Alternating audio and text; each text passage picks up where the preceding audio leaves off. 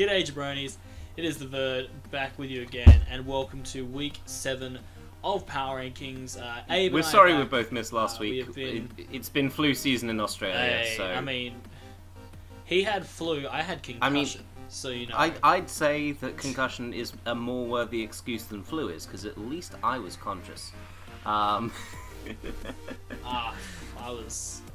I was seeing stars. I was seeing the Columbus Chew at the #1 spot of Power Rankings Yeah, during so that time.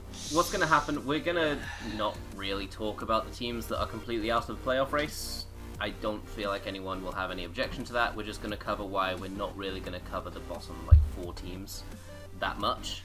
We'll just explain them briefly and move on quickly so that we're not taking up more and more of your time.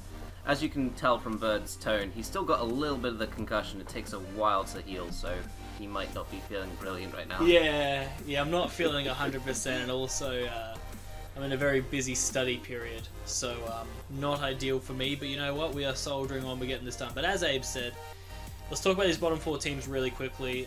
We basically know now that they are pretty much out of the playoff race. Well, I mean, maybe they could win 6, but I think the maths for them too requires people fucking up badly. And I don't think that it's ever going to happen. So Columbus Chew, they've got the worst record. They played the worst. They're the bottom. Victorian Shadows, they've got the 2nd worst record. They played better than Columbus Chew, but they've still not picked up a win. So yeah, they're still 2nd bottom. Crimson hasn't won against anyone other than Coach Zed, so he's 3rd bottom. And Asta has just been having a torrid time of it this season, and another loss. He's 4th bottom. Yep, that pretty much covers them. I honestly have nothing to add to those. That is pretty much the gist of it. If you don't rate that, we're sorry. We don't have many ways of saying understand. they've played badly all season and they've lost again. So we can't really do much more than that. I mean, we can pretend that we've got more than that and just pad this out, but we don't really want to waste all of your time. So I've covered those 4. You cover the next 4, which I think are exactly the same in our rankings again. we can talk longer about these. These are more. So I guess the 2 that I just like to talk about first maybe are the Melbourne Rotums and the Bronx Bearticks. Both of which I feel, have had interesting seasons for sure. Joey's first season back kind of doing Draft League, and Aaron's first season of Draft League ever. The interesting thing is that both of them are actually in the same conference, and the reason why they're lower than maybe other people with similar records is because in regards to their conference, they have probably the least amount of chance of getting through to playoffs. Both of them in the Pony Conference with Jolt, who is obviously 7-0, and then Lars. So because of this, it's going to be very difficult for them to make playoffs. Also, obviously, Cybertron only 2 wins for the season, has been struggling a fair bit, and Joey got absolutely manhandled by Envy this week, unfortunately for him. That, actually. But yeah. But yeah, I just think these 2 kind of deserve to be in this bottom spot because out of the teams that can make playoffs, they've got a lower chance. I feel like these are the 2 teams with the least amount of chance of probably making playoffs. Judging on how good Lars and Jolt have played this season, I find it very unlikely to see them going up. But I believe that the 2 wildcard positions from each conference are the 2 with the best records that didn't win their conference. So I think it's not just Lars that Joey and Aaron are competing against, it is also Geo. So there is potential there in terms of if there's a 2-game swing, Joey could get in there. Aaron's not really got much of a chance at this point, unfortunately. He'd have to have a several-game swing, which is not likely. Still technically possible, which is why he's not in the bottom 4, but Joey, I think, has a bit better of a chance. He's won another game, and he's more familiar with singles, and he doesn't bring the same, 5 Pokemon every week. That's another thing. The fact that I think, again, we're seeing the Assault Vest Ludicolo, again, we're seeing Damp Bronc Pelipper, we're seeing the Megapert, we're seeing the Kingdra, we're seeing the Kartana and the Mimikyu. There's 1 mon a week, maybe, that changes, if that, and predictability like that is a death sentence in draft format. So I hope that Aaron will continue to play in draft format, because I do genuinely think that VGC players are really, really good, and I'd love to see them try their hands in singles formats. But this season has just not really done what I think he hoped he would do, because going 2-5, bring the same 6 months every week, it's not what you'd have expected from a former contender for world champion. I lost my words there for a moment. Sorry. There was a bird outside, and it was pecking at my window. Nah, I definitely agree with you. I think also Joey, you know, as good as he played in the UCL, I think this season has been a bit of a reality check, because, spoiler alert, for people that are fans of the UCL, a lot of the coaches in this league actually know how to battle, and that's been a bit of a wake-up call for Joey. So definitely feel, I don't know if he's taking it as seriously as a few people expect that he is, but I definitely think if he does play again next season, if he plays next season, he'll do really well. On a more personal note, it's a very busy time for him. I know that, and I do feel like that is having an impact with things like SPL and his real life things and planning a wedding and everything. It is a drain on time, so I can see why he's not been putting his all into it. It's just kind of disappointing, because I was really excited to see how he would do this season. Yeah, I think once life all balances out, I think it'll be definitely more competitive. I think also the big thing he needs to do next season is draft an Ultra Beast, so he can say, "The Beast! Boost!" And then he'll be fine. Like, the crowd will love it. I forgot how much you said. Anyway, we're going to move on. Moving on to the next group we have. And I guess the other two teams that are currently sitting in those, like, third place spots in their conferences, being Woolf and Tom. Obviously, we both have Tom just lower than Woolf. Main reason for that is that Woolf is 4-3, and There's a Tom win. is 3-4. Exactly. A win in the win column, and he, in fairness to Woolf, he's only one win behind first place in his division. And with the fact that Chimp has been slipping a bit recently, and well, I mean, Gator's been back to his normal self after a little blip, but I could genuinely see Woolf making a playoff run. Tom has got John and Mono in front of him, and both of those guys have looked really, really solid and impressive throughout the season. So I find the likelihood of them slipping up less than I do the likelihood of an on-tilt Chimp messing up more, in other words. So that's kind of why I've got... I think a big thing... that's kind of why I've got Tom a little bit lower than Woolf. For the record, we're not talking as much about the individual matches this week. We're looking more at who we think has got the best chance going into playoffs. Obviously, a really good result against a really good opponent will influence our decisions here. But now we're taking a look more at the whole season and trends than we are at individual matches. I feel like we probably should have cleared that up quite a bit quicker than I just did. It's fine. It's fine. The big thing I want to point out with Tom, though, and it is a reason why I was very tentative about putting him above Woolf, was that although Tom is 2 games behind both Mono and John, he has defeated both of them in the regular season already. So that's going to be a very interesting factor heading into the back end of this season, how John and Mono prepare, since Tom has beat them before. So will the same strategies work again, or will he have to come up with some new strategies? I'm sure Mono will try and actually bring a check for Komo this time. So it will definitely be interesting to see how that goes. And I think because of that is why we also put him a bit lower, because Woolf has like a bit more of a surprise factor, whereas with Tom, the fear is that he's kind of shown his hand completely already, and we don't know what new surprises lay ahead. But regardless, those guys are in those spots. We're moving on now to a couple of guys that I feel are in interesting positions in both of their divisions, both kind of very different in my... yeah. Or Chimp and Geo, wasn't it? No, do I have... Not John. I was reading Chimp and the guy I have above Chimp. Never... It's a... Meh. Yeah, Geo no, we're and talking Chimp. about Chimp and Geo. In that so order, Geo, obviously... instead of me messing up again. Woo! So Geo's obviously in a really good position in his conference because of the fact that his conference contains... what's his name? Crimson and Coach Z. The downside, as you were saying for Geo, though, is that he's in a very precarious position when it comes to the wildcard spot. Still 1 game behind all of the other wildcard people from every other conference. Now, I could be wrong here, I believe that the wild card is only in your own conference, and I think it's 2 wild cards, so it's the 2 winners and then the 2 guys with the best records. So in other words, if it's gonna be MV and Jolt going through by winning, and then it's the 2 guys in the remaining 6 who have the best records. So it could be Lars and Joey, it could be Lars and Gio, but that's the way I think that it works at the moment. I messaged someone asking that, but they haven't gotten back to me. In that case, still though, I guess the thing is that Joey is a potential chance to put pressure, and like given like how their match actually went last week, this could have been a very, very different table.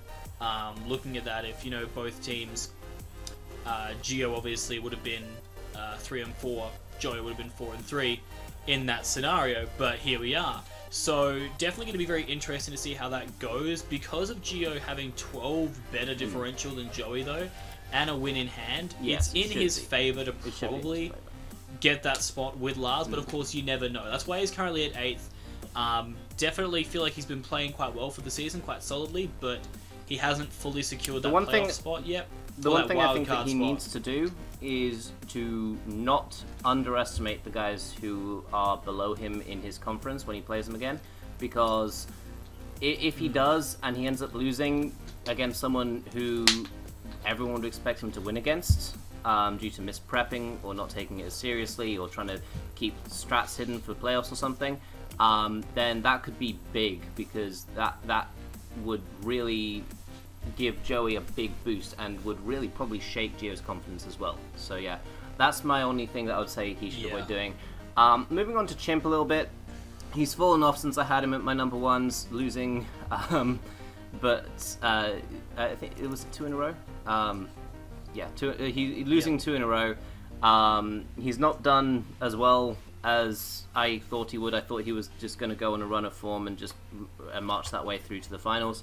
I still have faith in him, but tilt can be a big factor, and I've dropped him down significantly. I would have dropped him down to about 4th or so if I'd been well last week, so it's not as significant a drop from 1st to 7th.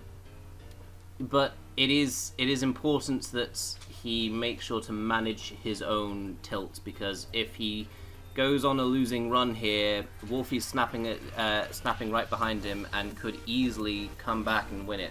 So, I hope that I'm wrong and he doesn't go on a losing streak, because I do want to see Chimp do well. That's just why I've got him a little bit lower than perhaps people were expecting.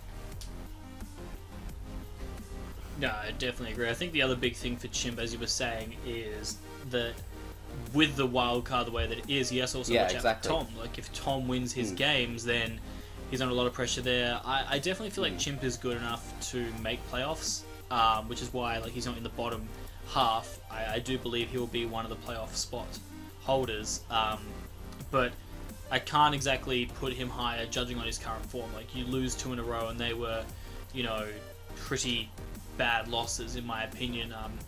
I feel that just the way he played against Mono, the way he treated the matchup was terrible, and I feel that, John just outplayed him, and if that's how he's going to be going, he's got some interesting rematches, because his game against Gator last time, he literally won that because of a roll. Wolfie could really surprise him, and Asta now, given how poorly Asta played the first time, if Asta knows what he's doing this time around, could be a very tricky opponent for Chimp. Actually work. Yeah, I think that it'll be definitely an interesting encounter for Chimp in a lot of his rematches, and like you said, there's a lot of people snapping at his heels, so it's going to be pretty interesting to see. But moving on to we were up to John. Next group here. We got the next group. Yes, so we got the. Well, I believe we both have. But then we finally have differences. We're not just the same person. I promise. I didn't just use copy and paste. Slight division. Shut up. We've got 3 differences in our entire thing. We need to milk them, okay? Yeah, so the New Orleans Pelicans we both put at number 6. I think, John had a very, very good result last week against Chimp, and although he is technically 1 differential below Chimp, he has a lot more momentum. He actually has a 4-game win streak right now, which is kind of insane for him. So he's gone from 1-2 to 5-2. So that's why I currently have got him sitting maybe higher than Chimp and people like Geo, because just the momentum is so strong for him right now, and it doesn't look like derailing. He looks like he will slot into that wildcard spot, or even just go over Mono. Like, there is a chance thing that he is just that beats Mono momentum too. isn't just something that you get in terms of you're on a win streak. It's something mental as well. It alleviates pressure from your shoulders. It makes you take the chances and take the risks that win you games. And frankly, when you get a run of form happening, you can just steamroller opponents when they know you're in form, they're not in form, and I really feel like John has a bit of a fear factor about him right now. He's done really, really well, and I don't know if I can see it stopping, because who does he play in week 8? I believe he plays Crimson in week 8. So yeah, again, I don't really think that he can that he will be losing that, and I think that when we're looking at someone who was 1-2 and then is suddenly 6-2, you've got to stand up and pay attention, and I think that he'll do well. Yeah, I think that he's definitely really impressed me in the latter part of the season now. I think early doors was a bit shaky and everything, but I think he's definitely shook off the cobwebs, and like I said, he's got rematches against, I believe, both Tom and Mono beat him during the season, so chances now to kind of reassess those matches, and he's definitely got a chance to win those. So I could easily see him jumping over Mono and taking not only his conference, but he might take not only his division, but he might take the entire conference as well, because it's so close with Gator up there as well. But speaking of Gator, I have him at number 4, but I believe you have him at number 5. Generally, the reason for this is that, first of all, I thought that Mono was playing too well for me to put him below Gator. But the other reason is I feel like Gator has a harder run of fixtures than Mono does, personally. Mono, I believe, still has to play Coach Zed, and he's in the same division as Crimson, and those are two of the people who are in our bottom 4. Whereas Gator still has to play Wolfie and Chimp, and I feel like with the run of games that they both have, I do feel like Gator has the harder job of it, so I feel like Mono will come through and will probably end up winning the conference. Which is why I have Mono a bit higher at number 4. We literally just got, I have Mono at number 3. What am I even saying?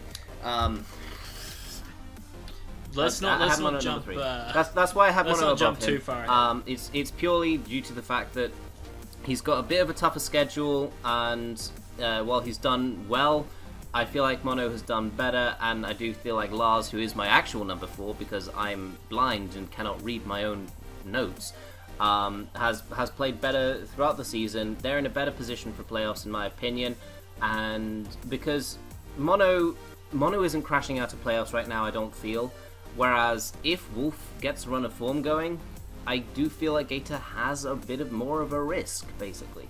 So that's why I put Gator lower than you have, but he's still playing really, really well. He's in my top 5, and yeah, I don't have a brilliant way of ending that. Okay. Yeah. You know what? It's funny how. You're still the Gator season, hater. I'm the one trying to. I take offense. You put someone at, what was it, 11th after a 6-0 win? You're a Gator hater. Listen, people hate me on that. The person he 6-0'd is currently -21, and his only win was against the Columbus Chew. Do people understand now why I didn't put Gator high He's after currently that win, compared number to 4. you, who shot him to the moon? He's currently my number 5. because In my week that. 1, he was my number 1. In your week 1, he was your number 12. Who was more accurate throughout the season? Thank you very much. You're just as much of a Gator hater I'm a as prick. I admit that personally, but still. Anyway, I have Gator at number 4, as you said. I feel that, first and foremost, he is in the best position when it comes to the entire Ultra Moon Conference right now. He is in number 1 spot.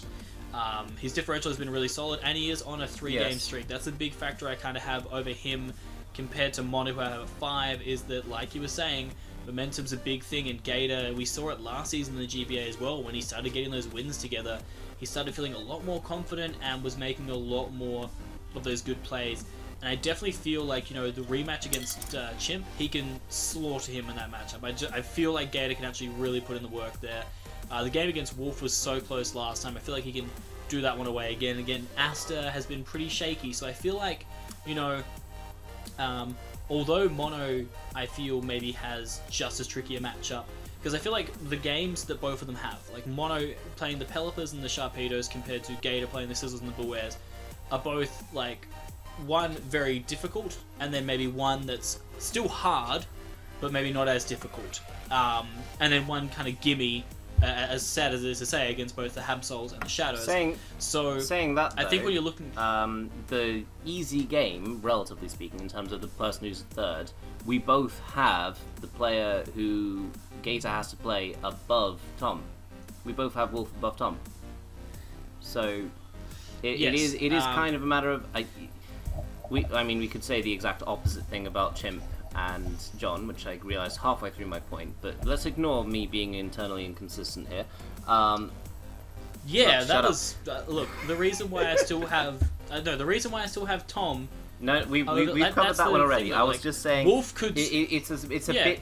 We have already said that we feel like the easier matchup of those two, Gator has the harder one, and I don't really think that we can say that Chimpact is easier than John is for Gator to play. I feel like that's pretty much even as well. So I don't know. I feel like Gator does have the harder run. Obviously, the fact that he is on form right now is a big thing. We were talking about it with John, and he could potentially push through and just annihilate his opposition and go on a big winning run.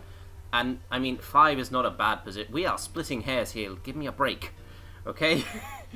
Yeah, I'm not like people say. I apparently back down from my decisions. I'm sticking with it. Gator has the easier run in my opinion. Back down, damn it. He will finish above Mono, and he will finish above Mono by the end of the season. Calling it right now. But anyway, I've kind of talked about Mono already. Kind of discussed that. So I think it's time for us to move into our top 3. Unless you wanted to talk about Lars. I barely touched Lars, so I think I will. Do we want to just discuss him when we move up to big at number 3? Because you've already kind of talked about Mono anyway. So, do you want to start talking about Lars then? Because I've already just kind of Gator. This must be so disjointed for people to watch. Anyway.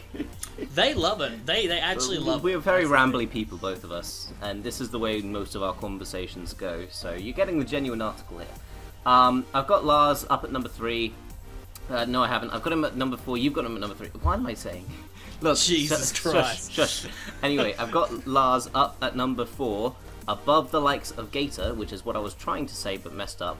And the reason for this is essentially he's in a significantly better position for playoffs than Gator is.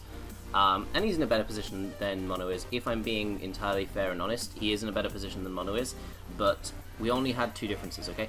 And generally, I do feel like Mono's been playing really well the entire season. He did have the win kind of robbed from him in terms of the 5% chance for Icy Wind to miss all the way back in week 1, which would have put Mono in a much better position than Lars is right now. But Lars has been playing really well throughout the season. He's in a really strong position in his conference to go through into playoffs. And in playoffs, it doesn't really matter if you're in a division. If you're in the division with the undefeated guy, you're gonna do what you can, and anyone can beat anyone in there. So I do feel like Lars has got a decent shot. I put him at number 4 because I feel like Mono has been playing really, really well throughout the entire season, and I can't really say that any other way aside from the Como incident, which was poor.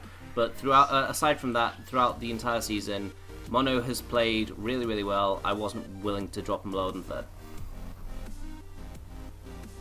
That's fair enough. I have Lars in 3rd. I think that a lot of the coaches that are 5 and 2, you could really split hairs with them, as we kind of had. We've kind of have done, basically, but for me, the reason why I've got Lars there is, like you said, I believe that out of the coaches that are all 5 and 2, he is in the best position to make playoffs. He realistically only has to deal with 2 coaches, being the Bronx Beartics and the San Francisco Giants. They're realistically the only 2 coaches in his way, whereas people like Gator and Mono have to worry about Chimp and John and Wolfie and Tom, so there's a lot more factors there. Whereas Lars's line is pretty clear. He knows what he has to do, and against Jolt, he got a bit surprised. He didn't check his screen as per usual. If he actually ups his game there, I think he's definitely got a chance to surprise Jolt. He can play quite well. I mean, he's got a Kieran Black, which has such a good matchup against Aaron's team, and Joey should be a good game too. But I just feel like he's playing well. For me, and he's in a solid position. He's playing well, and he's in such a good... Yeah, he's in a great position for playoffs, so it's really hard to see him down from there. But let's just move on to our top two, because it's pretty clear, like, these guys, and I'm just going to say it right now, they're going to make playoffs. Whether you like it or not, they're going to make playoffs. If they don't, well done, it will be a shock What are you going to tell me next? The sun will rise? Yeah, they're going to make playoffs. Amazing prediction. I've no idea how you did it. Basically, we've got them so the undefeated team is first, and the team that's been smashing everyone but the undefeated team is second. Well, thank you for joining us for this week's Power Rank. No. I mean, that's pretty much it, though. That's the thing. Like, obviously, both of them they've both been doing amazingly. Well. Chimp just coming off a really good match where he just destroyed one of the coaches, so I thought was one of the stronger ones at the start of the season. Envy. I messed up my words, okay? I do that. You've noticed. Yeah, I've done it before. When it's the Chim Chargers, I keep thinking like surely Chimpact would be the one person who would choose the name Chim Chargers, but no. Apparently it's Envy. Whose name did I say? Did I say Jolt or did I say? You said Chimp. Of course, has been smashing everybody. I meant the Chim Chargers. Anyway. Envy just came off a game where he smashed one of the coaches who, before the start of the season, I would have said was one of the people who I had as a dark horse to win the entire thing, because of his strength as a player. He's done really well throughout the season, aside from the one game that he had against Jolt, who is our number one. He's shown that, given his differential, given how dominant all of his wins have been, and putting him anywhere other than top two would just be wrong and insulting and stupid, so we've got him at number two. And Jolt has gone undefeated the entire season, playing some of the best Pokemon I think he's ever played, including against our number two guy, and he's come off another strong win. Well done, Jolt. Help, I'm running out of things. Look, alright, I'll finish this off, man. Realistically, guys, there's not much more to say when it comes to the top two. They have easily been the most efficient and best performing of the two teams in the competition. There's no real way to beat around the bush. Jolt has won every game he's played. Envy has only lost to Jolt, and other than that, he has literally just manhandled everybody else. Like, look at his game against Joey. Like, look at that game. Like, Joey is not a bad player. So, definitely something to keep an eye on.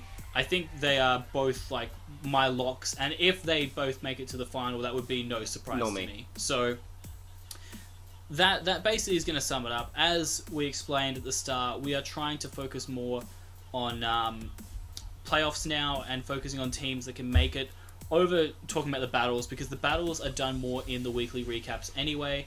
What we want to try and focus on is ranking teams, because, hey, at the end of the day, we're ranking teams on the likelihood of them probably winning the entire thing. So you'd think that their standings would take an effect to that. Shots fired, so anyway,